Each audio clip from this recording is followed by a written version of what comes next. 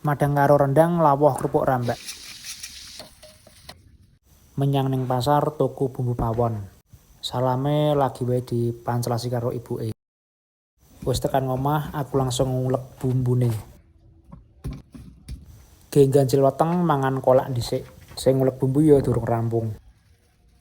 Iki kolake beda karo liyane. Isine ana roti, terus ana ketan ireng, ana candile barang iki, ana bubur telone. Oh iya, ana sagune barang. Rampung mangan kolak neruske ling ngulek bumbu. Bumbune wis alus, langsung ngoceki kelapa.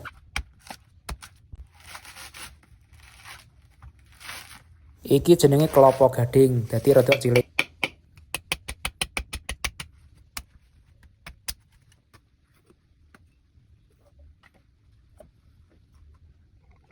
Singkat cerita, sing marut wis rampungan.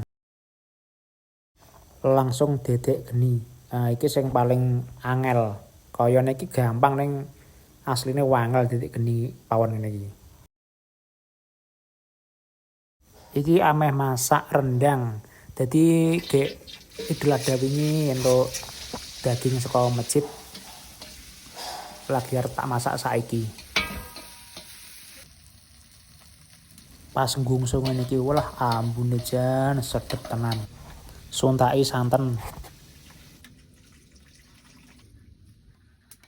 Nek wis umup mulak-mulak daginge langsung disok kabeh. Dadi iki daginge wis tak godhog dhisik wis medhok. Garik mbumboni. Nah wis arep nyemek ngene iki diodak-aduk terus ben ora gosong. Rendange wis mateng langsung gage-gage madang iki aku. Madange ning ngarep pawon ngene iki.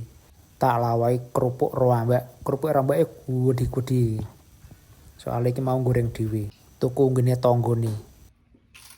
Iki ana igo siji, tak cokot mak pelucut.